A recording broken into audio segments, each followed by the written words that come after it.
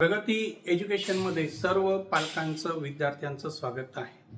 आज आपण विद्यार्थ्यांचा न्यू प्रॉब्लेम पाहणार आहोत, जो प्रॉब्लेम खूप साऱ्या पालकांना फेस करावा लागतो। सर्वप्रथम काही विद्यार्थी लिखाणामध्ये कंटाळा करतात, तर काही विद्यार्थी वाचनासाठी कंटाळा करतात। याच्यावरचा कोणता उपाय आहे हा आज आपण चर्चा करणार आहोत।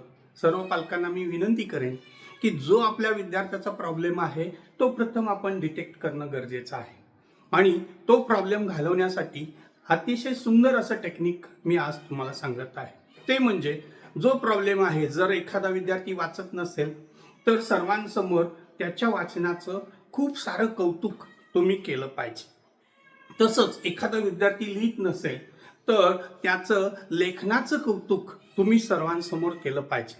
तरच विद्यार्थी आतून तो प्रॉब्लेम घालवण्यासाठी तयार होतो, त्याची मानसिकता तयार होते आणि त्यानंतर तो प्रयत्न करायला सुरुवात करतो।